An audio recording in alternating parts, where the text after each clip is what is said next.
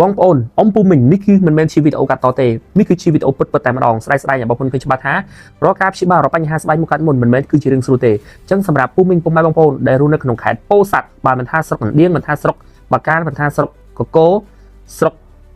តឡូសាន់ជ័យឬក៏ស្រុកវិញតែបងប្អូនអាចយកកូនប្រុសកូនស្រីអញ្ជើញមកទទួលសេវាកម្មព្យាបាលមុខនៅក្នុងមជ្ឈមណ្ឌលក្រហមបានបងប្អូនពូមីងកុំទុកមុខឲ្យកូនប្រុសកូនស្រីឡើងលក្ខណៈសភាពមុនខ្ទុះខ្លាំងកុំឲ្យដូចនៅក្នុងវីដេអូនេះអីដោយពិបាកទៅក្នុងការព្យាបាលដូចជារូបនៅក្នុងវីដេអូនេះជាដើមអញ្ចឹងតំណតែព្យាបាលជាបែបនេះមិនមែនជារឿងស្រួលទេមិនថាមុនខ្ទុះមិនថាមុនដំបូកខ្លាំងកម្រិតណាទេបងប្អូនពូមីងម្ដងកូនប្រុសកូនស្រីមកព្យាបាលចោះគឺមិនខកបំណងទេមជ្ឈមណ្ឌលក្រហមឯកទេសព្យាបាលរកបញ្ហាស្បែកមុខកាត់មុនតែម្ដងមិនថាស្បែកមុខបងប្អូនទាំងអស់គ្នាមានសភាពលក្ខណៈមុនខ្ទុះខ្លាំងកម្រិតណាទេអ៊ំពូមីងបងប្អូននៅខេត្តពោធិ៍សាត់អាចអញ្ជើញមកទទួលសេវាកម្មព្យាបាលមុខនៅក្នុងមជ្ឈមណ្ឌលក្រហមបានមិនថាមុនខ្ទុះមុនកប់សាច់មុនដំបូកទៅព្យាបាលនៅទីណាជាច្រើនកន្លែងហើយប្រើផលិតផលមិនប្លែកមិនបាត់អាចអញ្ជើញមកទទួលសេវាកម្មព្យាបាលនៅក្នុងមជ្ឈមណ្ឌលក្រហមធានាស្អាត 100% បងប្អូនបាទឥឡូវនេះយើងមកដល់ជាមួយនឹងកោះសពើមាសអញ្ចឹងឲ្យផ្លូវនេះគឺបុកត្រង់ជាមួយនឹងផ្លូវកោះសពើមាសតែម្ដងបងប្អូនគឺនៅផ្លូវក្រោយច្រកតាមមន្ទីរពេទ្យបងឯកខេត្តពោធិ៍សាត់តែម្ដងណាអញ្ចឹងយើងមកដល់ជាមួយនឹងផ្លូវបំបីនេះបាទនេះគឺជាក្រសាំងខាត់ថៃបងប្អូនយើងបាត់ឆ្វេងបាទនេះគឺជាទីតាំងហាងតតែម្ដងអញ្ចឹងសម្រាប់បងប្អូនទាំងអស់គ្នាអ្នកនៅខេត្តពោធិ៍សាត់ណានឹងឲ្យអាចមើលតាមវីដេអូនេះបានអញ្ចឹងទីតាំងរបស់យើងនេះគឺនៅជួយជាមួយនឹងក្រៅខេត្តដាលីងណាអញ្ចឹងដែលមានឈ្មោះថាបារាំងនីកា